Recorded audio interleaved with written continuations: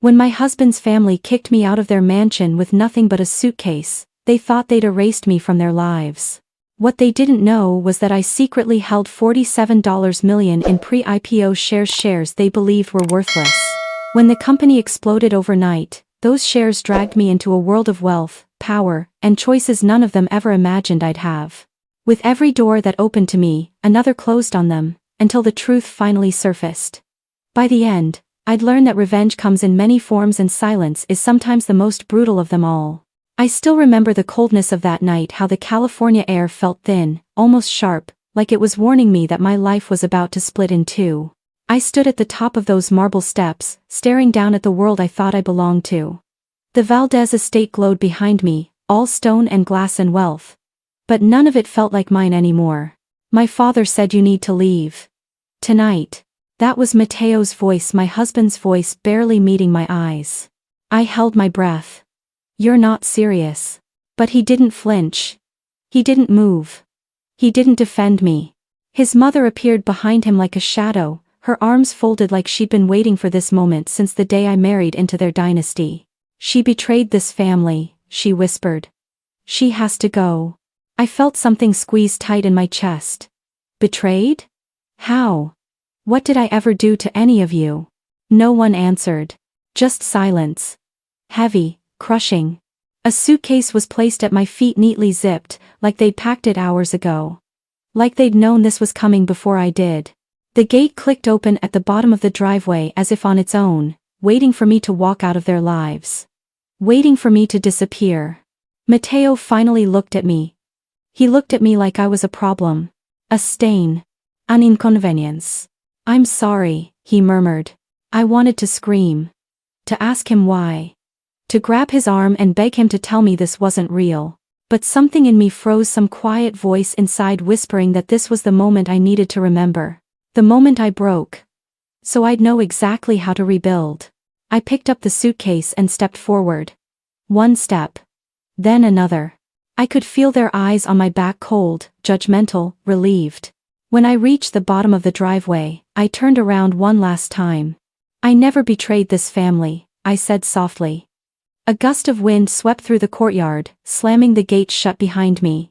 The sound echoed like a final decision, one I didn't make, but one I would grow to own. I started walking down the dark road with no car, no home, and no idea where I was going. But what the Valdez family didn't know, what not even Mateo knew, was that the worthless little startup shares his father made me sign for 2 years ago were no longer worthless. And in less than 48 hours, those shares would make me one of the richest women in California.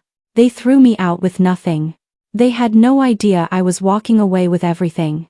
The road stretched ahead of me like some endless ribbon of darkness, lit only by the occasional street lamp that flickered as if unsure it wanted to stay alive. I dragged my suitcase behind me, its wheels rattling against the pavement loud enough to remind me that this was real. That I had just been exiled from the life I built with my own hands. Every step I took felt heavier than the last. I kept replaying the moment the gate slammed behind me, the echo of it vibrating through my skull. For a second, I wondered if I should turn back. Beg. Plead. Try to fix whatever lie they had twisted into truth. But then I remembered the look in Mateo's eyes. That cold stillness. That quiet acceptance of my erasure. No. There was nothing left to go back to. I walked until the estate was only a shimmer of light behind me, like a bad dream fading at sunrise. My phone buzzed in my pocket. For a moment, hope flickered. Maybe it was Mateo. Maybe he realized what he'd done. I pulled it out. "Mother-in-law. Do not return. Security has instructions." A second message followed. "Mateo. Please respect my family's wishes. I need space." Space. He needed space. From me. I shoved the phone into my pocket before the tears could fall. I didn't want to read another word. I didn't want to feel another cut from people I once considered my own. Up ahead, headlights approached. A black SUV slowed beside me, the tinted window rolling down just enough for a familiar voice to slip through the night. "Is that you?" I turned. Daniel. Mateo's cousin, the only one in that family who ever treated me like I was more than a decorative piece on Christmas cards. He leaned out the window, confusion etched across his face. "What the hell are you doing out here?" I swallowed hard, forcing the words out. They kicked me out. His eyes sharpened. Get in. I hesitated. I didn't want another Valdez pulling me around like some problem they had to manage. But Daniel's voice softened. You look like you're about to collapse. Please. I exhaled and climbed in. The warmth of the SUV wrapped around me, and for a second, I almost let myself fall apart. But I stayed quiet, staring out the window as he pulled back onto the road. How much do you want me to know? He finally asked. I kept my eyes forward. They said I betrayed the family. Daniel scoffed. You betray anyone? Please. That's not even a believable lie. I didn't answer.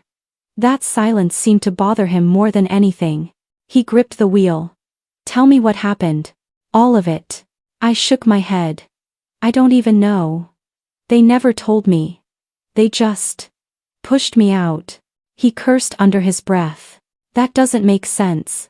My uncle doesn't make sudden decisions unless something or someone influenced him. I knew exactly who he meant. His mother.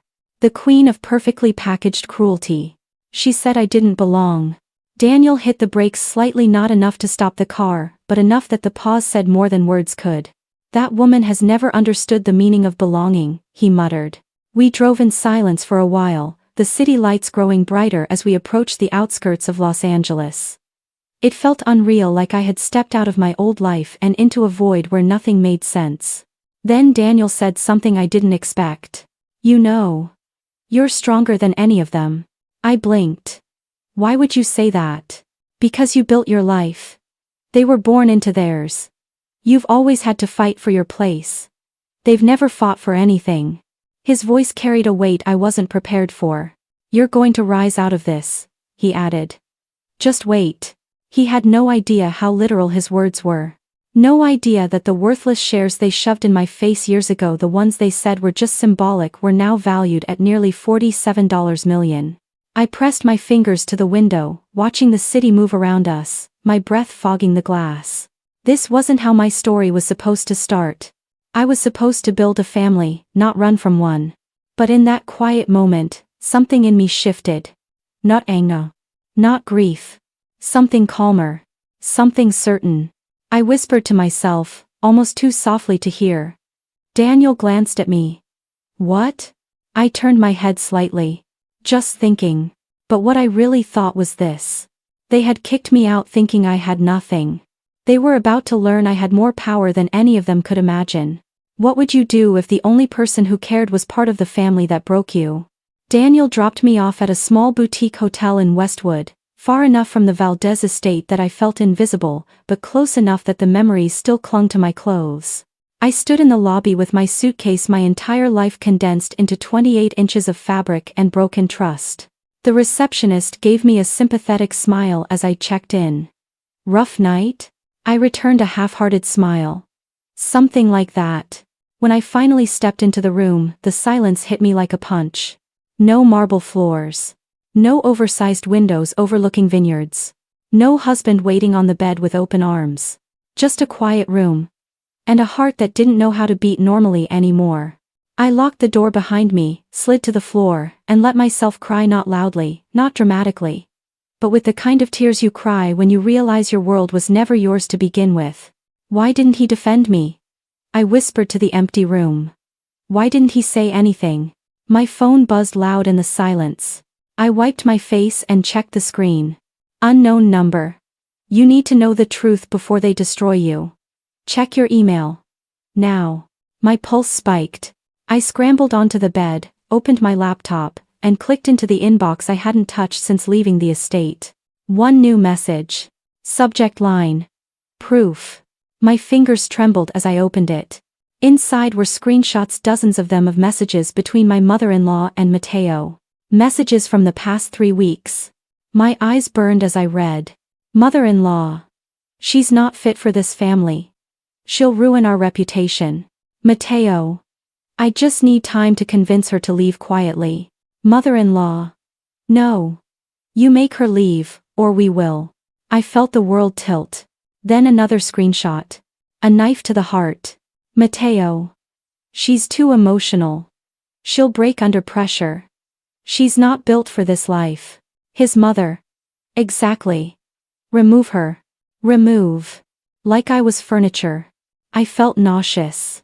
My husband, the man who promised to love and protect me, had been plotting against me behind my back. And not once did he defend me. But the email wasn't finished. There was an attachment. A short audio file. My stomach knotted as I pressed play. His mother's voice filled the room, sharp and icy. She signed the shares, didn't she? Matteo replied, voice low. Yes, but they're worthless now. The company's not going anywhere. A pause. Then his mother laughed softly. Good. As long as she never realizes what she's holding. I froze. She was talking about the pre-IPO shares. The ones worth $47 million now. The ones they believed had no value. The ones they forced me to sign as a wedding gift. I clasped a hand over my mouth. Oh my God. They had been trying to push me out before the valuation hit. They wanted me gone before the company went public. Before I realized the fortune in my hands. I felt my heartbeat spike so hard it hurt. Then the recording continued, one final line that shattered what was left of me. Matteo whispered. When she's out. Those shares revert to me, right? A pause. Then his mother answered with quiet certainty. Of course. Family assets stay in the family. My entire body went cold. He didn't just abandon me. He didn't just betray me. He tried to play me. To force me out. To steal everything I didn't even know I owned. I married a liar, I whispered. I married a thief. I stared at the final seconds of the audio file, my breath trembling, my vision blurring. Somewhere deep inside me, something snapped, not a scream, not anger, but a quiet, steady click. A new voice rose in my chest. One I had never heard before. She's done being used. I didn't know who sent the email. I didn't know why they wanted me to see the truth. But one thing was clear. Matteo didn't throw me out to punish me.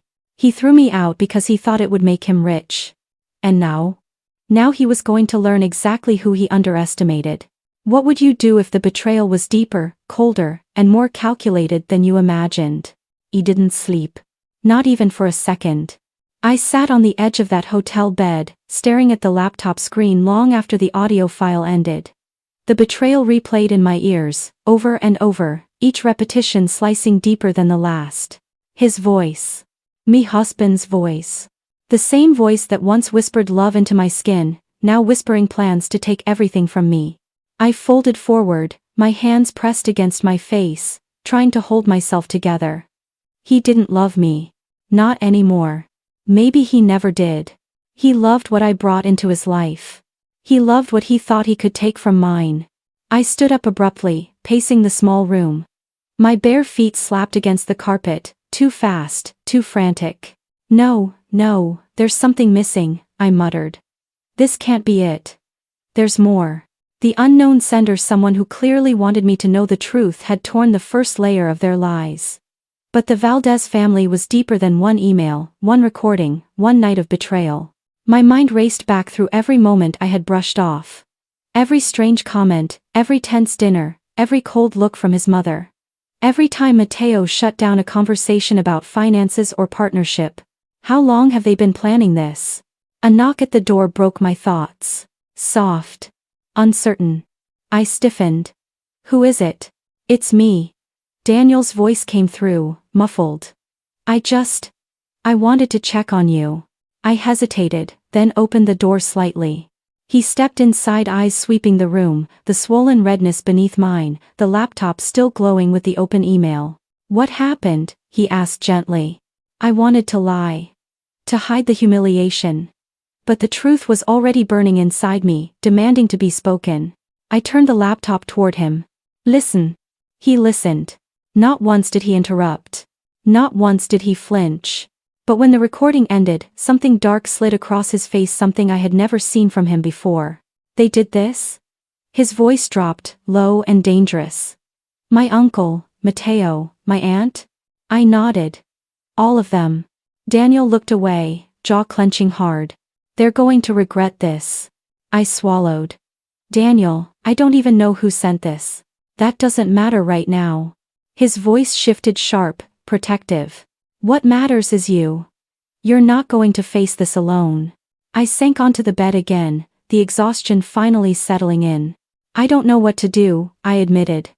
They want everything from me. They want me destroyed. Daniel moved slowly, as though not wanting to startle me, and sat on the chair closest to the door. What if, he said carefully, you stop thinking about what they want? He paused. And start thinking about what you want. I froze. What I wanted? I hadn't asked myself that in years. My marriage had swallowed my ambitions, my voice, my vision. I existed to make Mateo's world smoother, his family's image cleaner. I had become a ghost inside a luxury mansion, and I didn't even notice. What I want? I whispered. Yes. His eyes locked onto mine. If you could do anything at all, what would you do? I opened my mouth. But nothing came out. No dreams. No fantasies. Just silence. That's the problem, I said quietly. I stopped wanting anything for myself. He shook his head slowly. No, they stopped you. His words sank into me like ink. Deep. Permanent. After Daniel left, I sat in the dim glow of the bedside lamp and stared at the city lights outside. One truth grew louder with every breath. It can't go back. Not to him. Not to that house. Not to the version of me who thought love meant surrender. I touched the folder on my desktop labeled Shares Agreement. The contract the Valdez family forced on me as a symbol of trust. The one they thought was worthless. The one they planned to reclaim the moment I was gone. But now it was worth more than their entire mansion. I opened the contract and read the fine print with new eyes no longer clouded by devotion or naivety. There it was. A clause they must have overlooked. A small sentence buried in legal jargon. All vested shares remain the sole, irrevocable property of the signee upon maturity. My breath hitched. Irrevocable. They couldn't take them back. Not legally. Not morally. Their plan had already failed. And suddenly, I didn't feel broken. I felt dangerous. What would you do if the power they tried to steal suddenly became the weapon that could destroy them? Morning crept into the hotel room slowly, painting thin lines of gold across the carpet. I hadn't changed clothes. I hadn't slept. I just sat there, watching the sunrise with a kind of hollow calm like the storm inside me had passed, but left everything in ruins. Today, I whispered to myself, everything changes.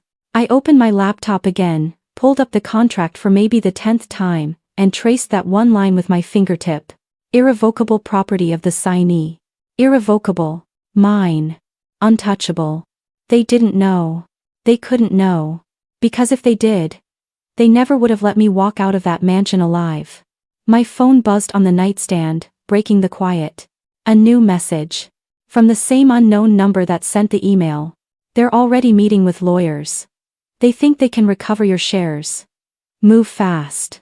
A chill pricked my spine. My fingers flew across the screen. Me. Who are you? No answer. Instead, another message appeared. Check the second attachment. You missed something. My stomach tightened. I opened the email again. Scrolling past the screenshots. Past the recording, until I found it. Attachment #2. Internal memo, confidential, PDF. How had I missed this? I clicked it. Inside was a typed memo from Valdez Sr. my father-in-law sent to the family attorney. My eyes scanned the lines. If she leaves before maturity, shares revert to Mateo. If she stays, her voting rights complicate future board control. Removing her quietly is our best path. Quietly. Remove me quietly. Not emotionally. Not respectfully. Politically. That's all I ever was to them, an obstacle. One line at the bottom made my blood run cold. Proceed with phase 2 immediately. Phase 2? My pulse throbbed in my throat. I grabbed my suitcase, threw on a jacket, and headed down to the hotel lobby. I needed answers. I needed a plan. Daniel's words from the night before echoed in my mind. Stop thinking about what they want. Start thinking about what you want. What I wanted was justice. Maybe even revenge. At the very least, peace that didn't come at the cost of my dignity. Outside, the California morning was bright and crisp, but I felt none of it. You're not safe where you are. My breath hitched. I stopped walking. They know Daniel picked you up. They know you're not with him now. My grip tightened around the phone. Get out. I looked around the street, the corners, the passing cars. Suddenly everything felt like a threat. But before I could move, someone called my name. Hey. I spun around. Daniel. Relief hit me so fast my knees almost buckled. He jogged toward me, hair slightly wet, like he'd rushed here. I checked on you this morning and you were gone. He swallowed hard.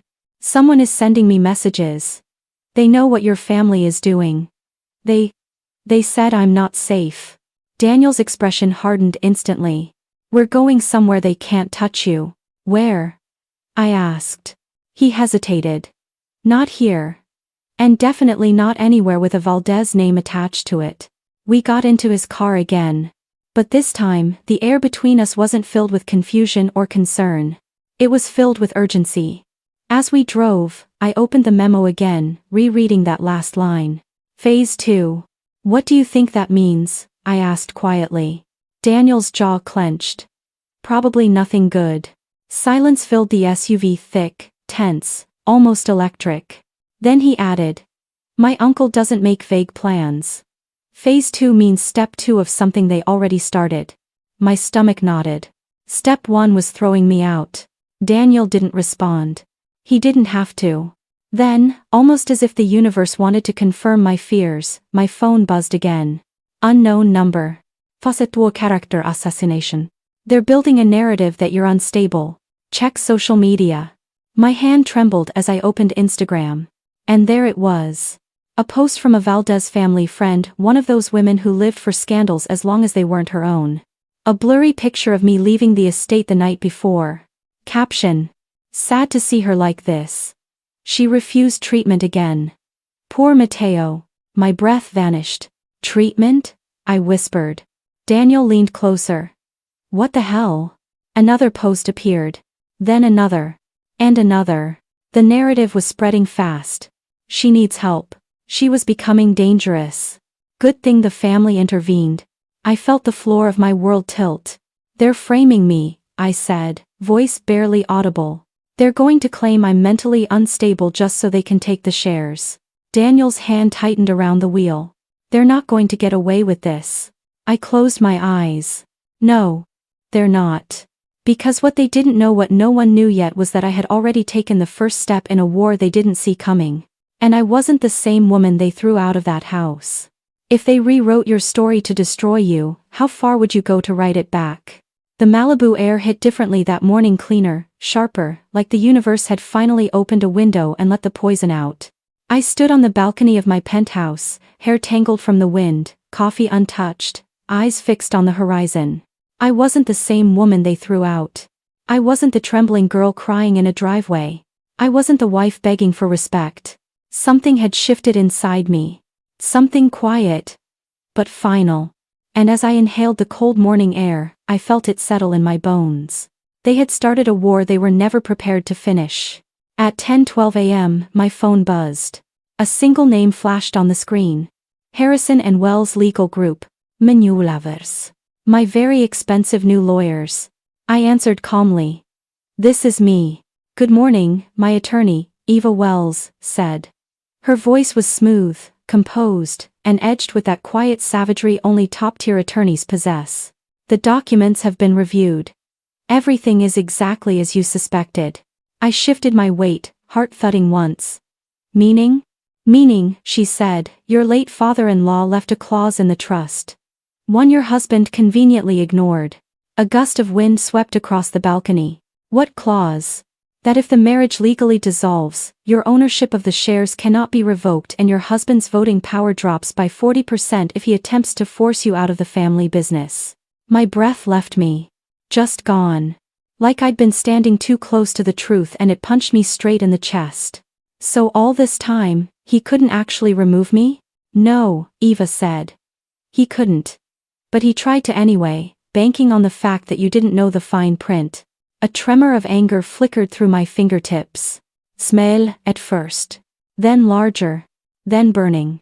Is it enough to hurt him? I whispered. Oh, she said with a smile I could hear through the phone. It is enough to cripple him. 2 hours later, I sat in a glass-walled conference room in downtown LA.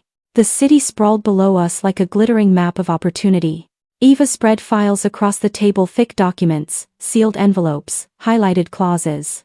This, she said, tapping a page, is the leverage he never wanted you to find. I leaned closer.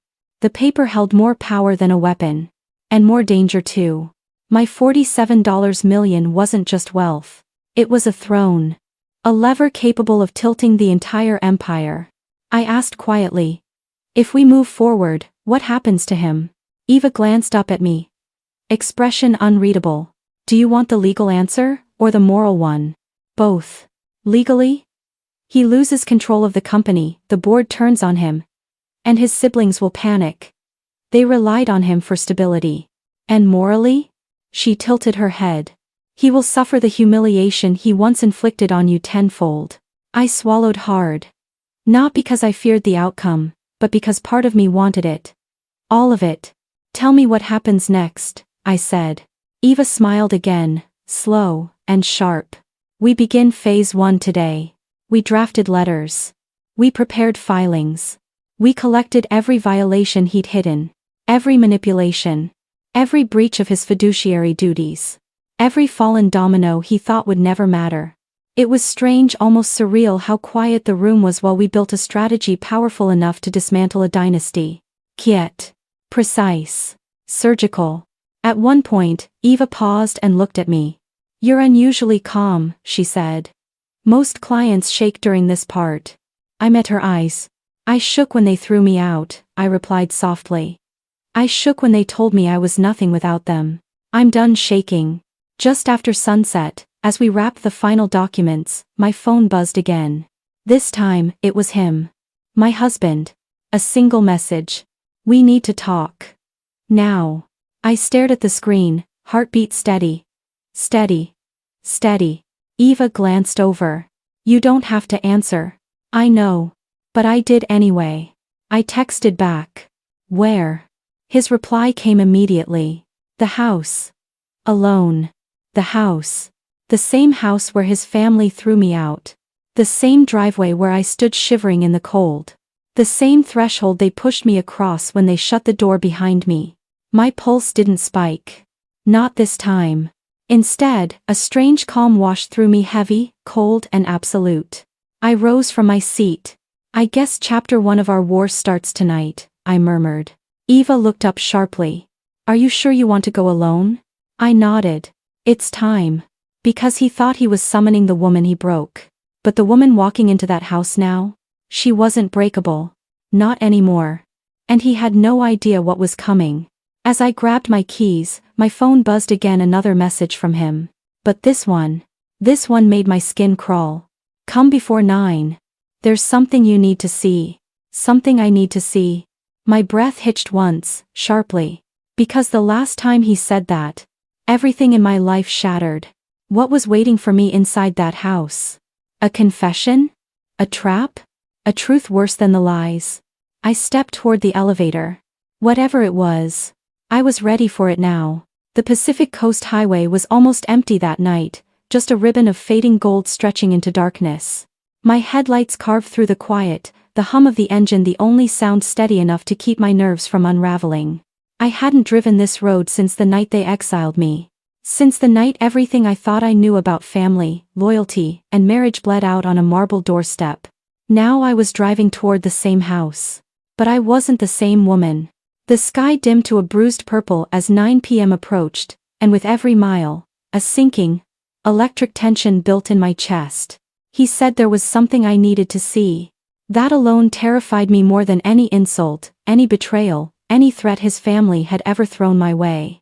Because my husband didn't show things unless he was desperate. Or cornered. Or unraveling. And desperate men could be unpredictable. Dangerous even. When the mansion came into view, lit by low flames of golden exterior lighting, I slowed to a crawl. The iron gates were already open. Already open. Like he was waiting for me. Like he expected me to walk willingly into whatever this was. The driveway looked the same. Too perfect. Too polished. Too soulless. The same place where his mother shoved my suitcase into my arms. The same place where his sister told me I never belonged. The same place where my husband stood silent as I cried for him to say anything. Memories hit hard, sharp, fast, merciless. But I kept driving. Because tonight wasn't about pain. Tonight was about truth. And I was done running from it. The front door opened before I even reached it. He stood there, my husband, leaning one hand on the frame like he'd been pacing for hours. His shirt sleeves were rolled up, hair disheveled, eyes rimmed with exhaustion. For a second, just a second, I saw the man I married. But the moment vanished. And all that remained was the man who betrayed me. "I'm here," I said, stepping inside. He shut the door slowly, pressing his palm against it for a moment like gathering courage. "You came alone?" he asked. "Yes, just like you asked." He swallowed hard, eyes flicking toward me, then away. "Good. You should sit down." He didn't. "What do you want to show me?" I asked, my voice steady and sharper than I intended. He flinched slightly. He wasn't used to me sounding unshakable. "Follow me," he murmured, and turned toward his father's old office. That office wasn't just a room. It was a vault. A cathedral of secrets. A place his family guarded like a crown jewel. Why take me there? Something was wrong. Very wrong. The office was dimly lit. Only one lamp glowed on the massive mahogany desk, and beside it lay a thick, aged folder. My husband walked around the desk, fingers trembling slightly as he slid it toward me. "Open it," he said. I didn't touch it. "What is this?" His jaw flexed. "It's everything. Everything I should have told you. Everything they kept from you. Everything I found out after you left."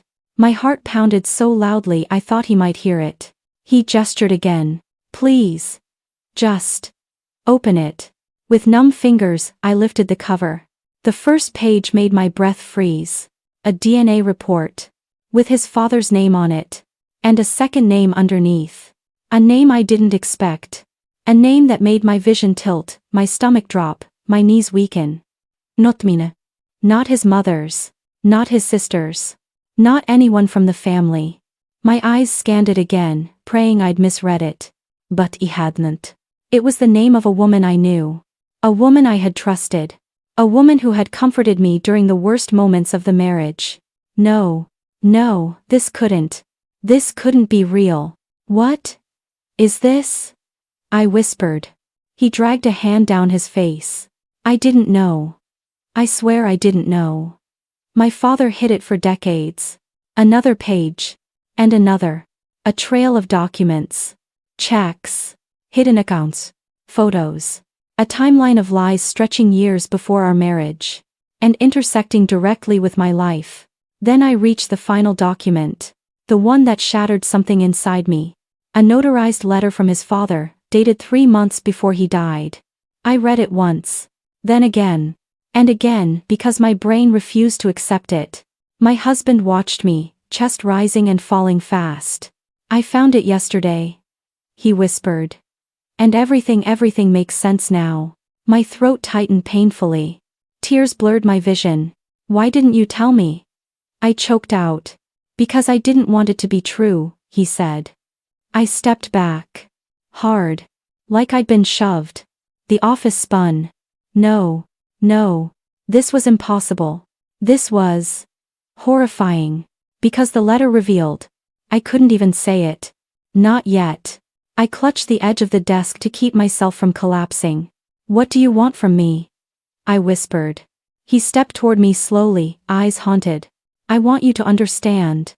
His voice cracked. "Why they hated you." I froze. "And why," he continued, breath trembling. "They should have been thanking you instead." The room fell silent. Too silent. My heart slammed against my ribs. "What are you saying?" I whispered. He swallowed once hard and stared directly into my eyes. "I'm saying. My father didn't just leave you those shares." Another step closer. "He left them to you because..." He exhaled. Voice breaking. "Because you're the only legitimate heir he ever had." Muvision tonled. My ears rang. No. "You're lying," I whispered, shaking. "You're..." I wish I was. His voice was raw. Destroyed. But he wasn't my biological father. He pointed to the folder. The DNA proves it. I stared at him, unable to breathe. And you, he said softly, painfully, are his daughter. My knees buckled. The world shattered. The truth was a blade long, cold and merciless, and it had just cut my life clean in half. My husband wasn't just my betrayer. Not just my judge. Not just my enemy. He had been guarding a secret tied to my blood. My inheritance. My identity. And now? Everything I thought I knew about my marriage, my past, and even myself, was a lie. I didn't leave the house that night. I sat in the same room, clutching the folder with every secret they had buried, every lie they had spun, every betrayal they had orchestrated. And I realized something. They had handed me the ultimate weapon. My $47 million wasn't just money anymore. It wasn't just shares. It was leverage. It was power. It was justice waiting to be served. The next morning, I called Eva Wells. The calm, precise tone I had never possessed in life now felt natural. It's time, I said. She smiled. Good. You're ready. We drafted letters to the board members, highlighting the illegal maneuvers my husband's family had attempted. We prepared shareholder meeting motions, clauses they had overlooked, and financial audits that exposed hidden transfers. Every move was calculated. Every step deliberate. Every action a direct strike at the empire that had tried to destroy me. I paused for a moment and glanced at my reflection in the floor-to-ceiling windows. The woman staring back was no longer afraid. No longer pleading. No longer a victim. She was a storm. Next, I reached out not to him, but to those he relied on. The siblings. The cousins. The executives who thought loyalty to him meant safety. I didn't ask for their allegiance. I didn't offer bribes. I simply showed them the truth. Accounts. Emails. Contracts. Photographs. Every piece of evidence that revealed how far my husband's family had gone to manipulate me and by extension, the company. Responses came slowly at first. Suspicious. Cautious. Then, one by one, they started shifting. Subtle nods. Soft acknowledgements. Quiet cooperation. By the end of the week, I had built a quiet army inside the company, people who understood what was happening and were ready to back me if I moved decisively. And I would move. The day of the meeting, the tension was almost unbearable. I arrived early, dressed impeccably, every inch of my presence radiating authority. I could feel the familiar glance of contempt from my husband as he entered. But this time, it didn't touch me. I had anticipated every word, every motion, every argument. Eva whispered, "Remember, they won't see the legal moves coming until it's too late." I nodded. They didn't know I had spent the last 7 days gathering signatures, reviewing contracts, and preparing an explosive presentation that would strip them of control. As the meeting began, I let him talk first. He smirked, believing I was powerless. Believing he had the upper hand. I waited. Listened. And then, calmly, I leaned forward. "Gentlemen," I said, voice steady, eyes unwavering. "I believe there's been some misunderstanding regarding the ownership and control of this company." He laughed. A short, sharp bark of amusement. "I don't think so," he said, leaning back. I smiled faintly. "You might want to look at these documents." I laid the folder down on the table. Contracts. Legal filings. Audits. Everything that proved not only my ownership but also his illegal attempts to remove me from the board. Faces went pale. Hands fumbled. Whispers started spreading through the room like wildfire. He tried to argue. He tried to assert control. But I had anticipated every argument. Every excuse. Every desperate manipulation. By the time I finished, the boardroom was silent. All eyes were on him and him alone. And he knew. He knew he had been defeated. The meeting ended not with anger but with resignation. The board confirmed my ownership. Voting power was fully restored to me. And my husband? He slumped, the realization washing over him that the woman he humiliated had risen above every scheme, every insult, every attempt to destroy her. I left the room quietly, letting the silence speak louder than words. Outside, the California sun was setting, painting the sky in shades of gold and violet. I inhaled deeply. I was free. I was powerful. I was untouchable. And for the first time in years, I smiled not because I had won the war, but because I had finally found myself in the process. They thought they could destroy me. They thought they could erase me. But all they did was forge the woman who would finally take control. And as I walked out, I knew the real reckoning had only just begun.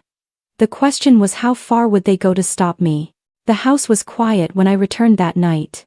Too quiet. The kind of quiet that presses against your chest and makes you second-guess every step. I had just come from the boardroom victory, the legal domination of the empire that tried to break me, and yet, there was one confrontation I still had to face. My husband. He waited in the living room, sitting in the same chair where he once watched me cry, watched me plead, watched me shrink into the girl he thought he controlled. Not tonight. Tonight, he didn't control anything. I entered slowly, heels clicking against the hardwood. He looked up, eyes wide, face pale. He began, then stopped. I let him fumble. Let him search for the words he had never used when he could have. You did this. He finally managed. You ruined everything. I laughed softly. Not cruelly, but sharply, like a blade sliding through tension. No, I said. I didn't ruin anything. You did. You gave me the tools. You gave me the truth. You left me nothing but your arrogance, your lies, and your mistakes. His face twisted. He took a step toward me. Do you think this changes anything? I shook my head, voice rising. It changes everything. Everything you thought you controlled. Everything you thought you could hide. Everything you used to humiliate me, to make me small. It's all gone. And I'm not small anymore. He slumped back in the chair, jaw tight, hands clenched. You were never supposed to see this. You were never supposed to know the truth about my family, about the shares, about everything. I stepped closer, letting the silence stretch between us. You thought throwing me out would erase me. You thought humiliating me would keep me in my place. You thought I'd beg for your approval. You were wrong. He ran a hand through his hair, eyes flicking to the floor. I didn't know how to tell you. I thought. Thought what? I interrupted, voice rising with controlled fury. Thought you could manipulate me until I became nothing. Thought you could keep me weak. Thought your family's lies would protect you. He swallowed. The weight of the boardroom, the documents, the exposure of their schemes, he felt it now. Finally. I saw the man I married, the frightened, cornered man, and the monster his family molded him into. You should have trusted me, I said softly, almost mournfully. You should have treated me like an equal.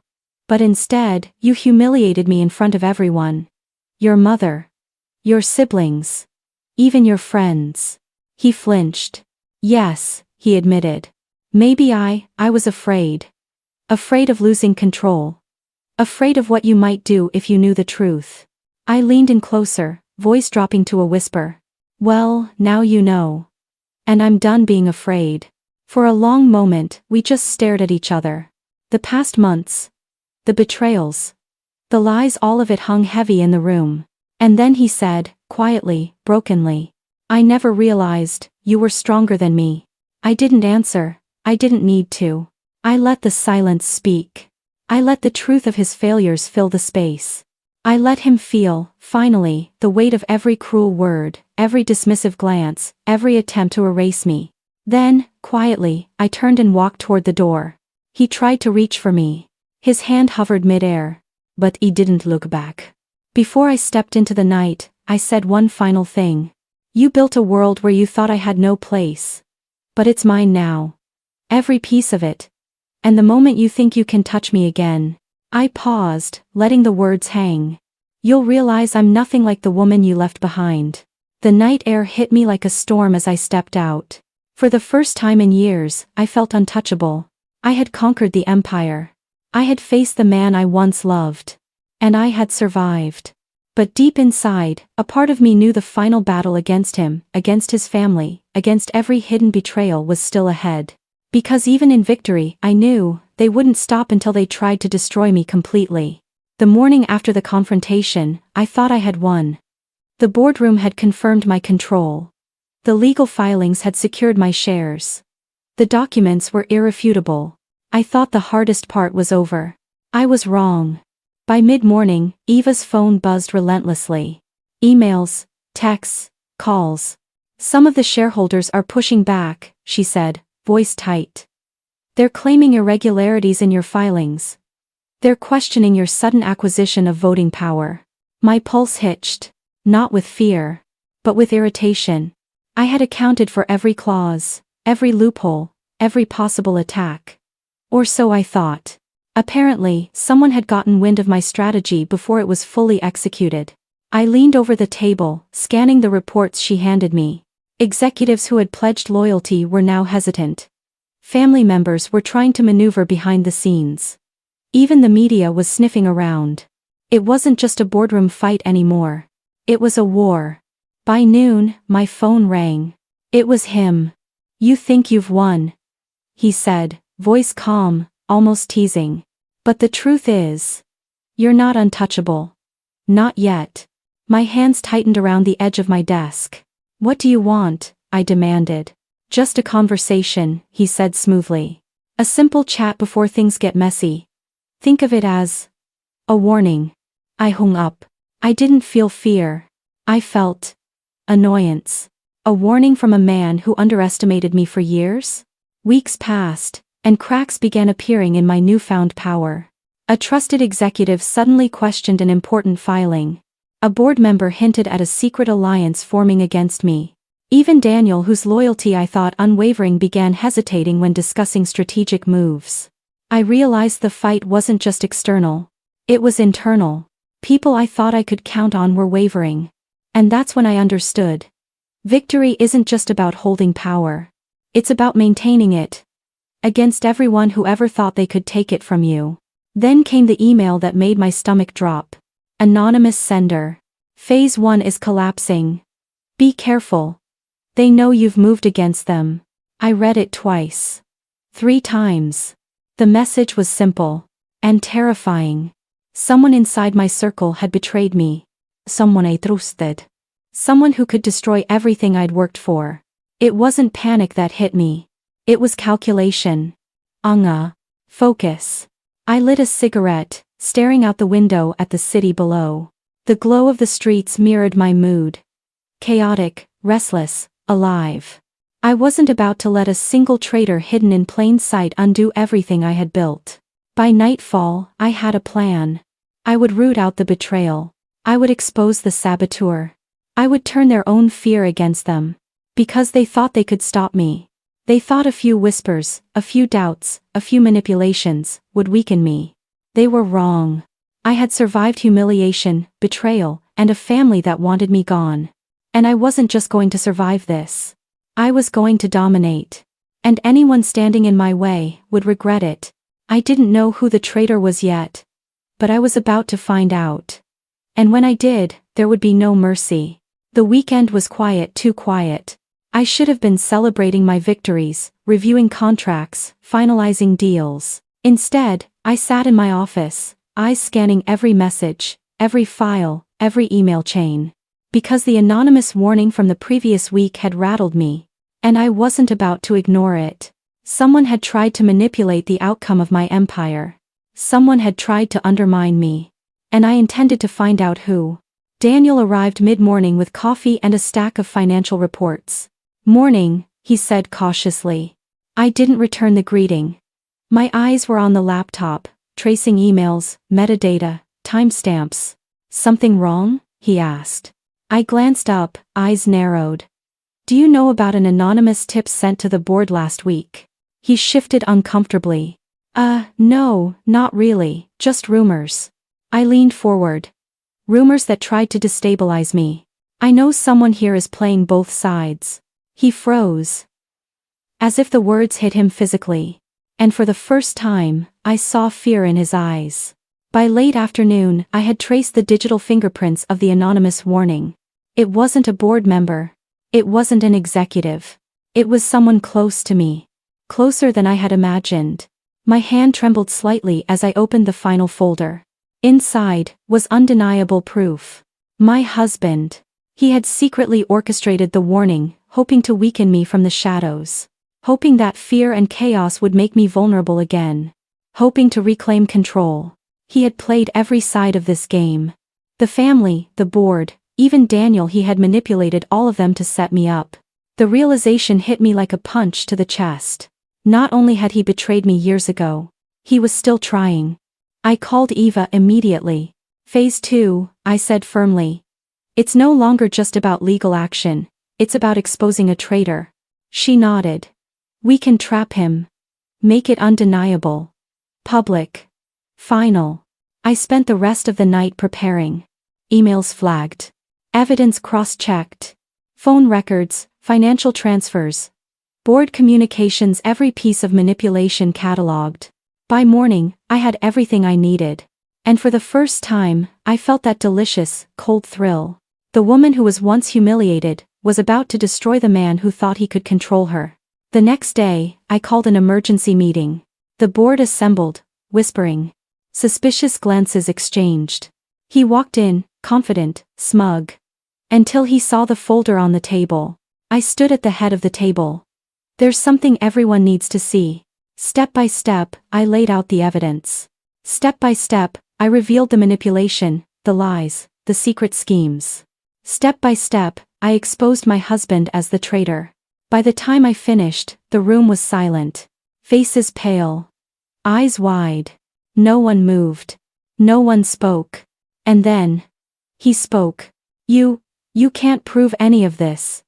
He stammered. I have connections, influence. People who can. I held up the folder. Everything here is documented, verified, and cross-checked. Hishvocha fell. The arrogance vanished. He looked like a man finally seeing the consequences of his actions. I had not only uncovered the traitor, I had trapped him in his own lies. And the board finally understood who the real power in the room was. I walked toward the window, letting the weight of victory settle in. But even as I inhaled the cool California air, I knew this wasn't the end. He had one final move left. One desperate card. And when he played it, it could change everything. Because the truth may have been revealed, but the war was far from over. The air in the boardroom was electric that morning. Every seat filled. Every pair of eyes on me. And at the head of the table, him. He thought he could intimidate me. He thought he could manipulate the room like he always did.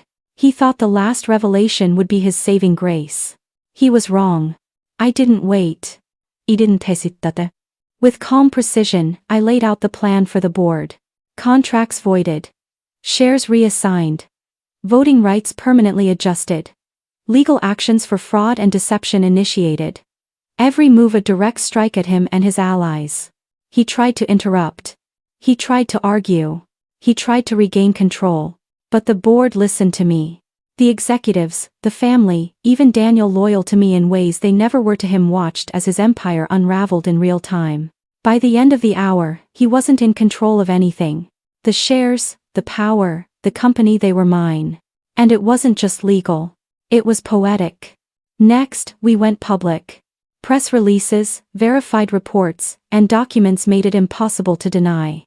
The story of the manipulations, betrayals, and secret attempts to undermine me spread like wildfire. Social media erupted. The media couldn't stop covering it.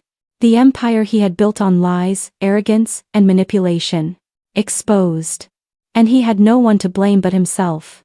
I had given him every chance to make amends. I had allowed him the dignity of private resolution. But he chose deceit. And now, the world knew. His siblings turned. His closest allies fled. Even Daniel, who had been uncertain, now reinforced my position. The family that had once laughed at me, humiliated me, and pushed me out? Broken. Silent. Humbled. I watched as their carefully constructed facades crumbled. And for the first time, I understood what real power felt like, not just wealth, not just control, but justice. He was left alone in the mansion that night. I didn't gloat. I didn't yell. I walked to him, calm, steady, collected. You thought you could break me, I said softly. You thought you could humiliate me into nothing. But look around. Everything you built, everything you thought you controlled, is gone. And it's because you underestimated me. His eyes, once so full of arrogance, now reflected fear. shock, regret, understanding. He began, but I stopped him. Save it. The lesson here isn't about me. It's about what happens when you betray the wrong person. I left him there. Alone. Silent. Powerless. And for the first time in years, I felt free. That night, I sat in my penthouse overlooking California. The city lights shimmered like tiny victories across the horizon. I had taken back what was mine. I had exposed lies, revealed truths, and dealt justice in ways they would never forget. And I realized, revenge isn't about cruelty. It's about balance. Restoring what was taken. Claiming your worth. I poured a glass of wine and toasted quietly to myself. To truth. To power. To the woman who refused to be broken. The storm had passed. The empire was mine. And the people who doubted me had finally learned that I was untouchable. But even as the dust settled, I couldn't shake the feeling that the final lesson, the one that would change me forever, was still waiting. The days that followed were strangely quiet. After years of chaos, betrayal, and tension, the silence felt almost unreal. Like my life had shifted into a new frequency. A calmer one. A stronger one. I had won. But victory has a way of forcing you to look inward. To face the versions of yourself you became along the way. And for the first time in a long time, I wasn't running. I wasn't fighting. I was simply breathing. Sunlight spilled across the penthouse floor in soft gold streaks. California mornings always felt warm, but today, the warmth felt like an embrace. I sipped my coffee slowly, letting the view stretch across the skyline. The city I once felt small in now felt like it bowed to me. It wasn't the money. It wasn't the power. It was the knowledge that I had survived something designed to destroy me. And I had rebuilt myself, piece by piece, stronger than the woman they underestimated. Lotte morning, I hörde nog. When I opened the door, Daniel stood there, hands in his pockets, expression conflicted. I wanted to check on you, he said quietly. No meetings. No business. Just make sure you're okay. I studied him. For the first time, I saw sincerity without confusion. Loyalty without hesitance. I said. Better than I expected. He nodded, relief softening his shoulders. Everything you did, it took courage, he said. It took more than most people will ever understand. His words lingered. Because for months, I had been moving on autopilot, calculating, fighting, strategizing. Hearing someone say it out loud broke something warm inside me. I didn't have a choice, I whispered. I just didn't want to disappear. You didn't, he replied. You did the opposite. Something inside me needed closure. Not the corporate kind. Not the legal kind. Something deeper. So the next afternoon, I drove to the mansion, the place where the humiliation began. Where his family had thrown me out, convinced I would become nothing. Where my tears had soaked into marble floors they said I wasn't worthy to walk on. I walked through the doors slowly. The house was almost empty now, echoes where arrogance once lived. Dust settling where their voices used to boom. It felt smaller. Much smaller than my memory of it. Or maybe I had just grown. I stood in the grand foyer, letting the silence wrap around me. No ghosts. No fear. Just a memory I had finally outgrown. This place doesn't own me anymore, I whispered. And it never will again. As I turned to leave, I heard footsteps. Slow. Uncertain. Almost defeated. My husband appeared at the top of the staircase. He looked nothing like the man who once towered over me. His posture slumped, his eyes hollow, his voice stripped of the arrogance that once defined him. You came back, he said softly. I didn't move. Didn't flinch. Didn't offer comfort. I came to finish what I started, I said.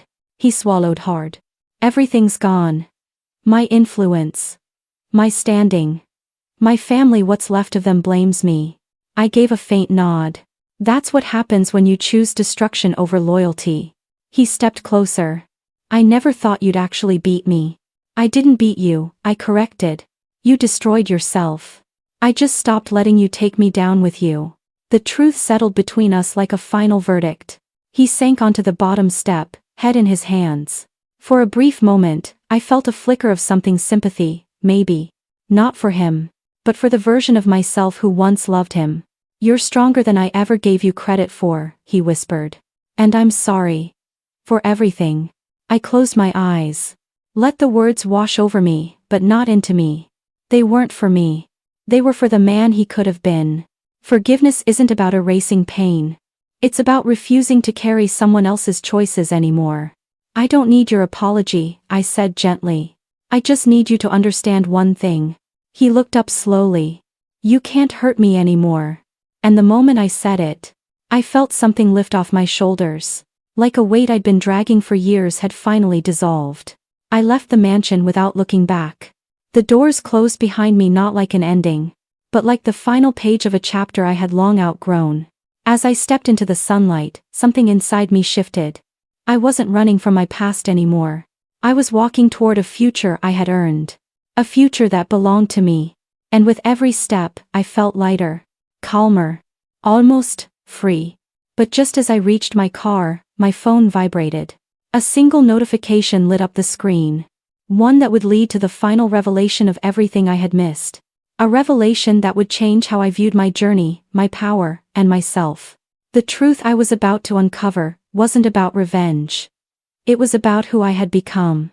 The notification on my phone glowed like a pulse, insistent, impossible to ignore. It was an email from the executor of my father's estate, yes. My biological father, the one whose identity had been hidden from me for so long.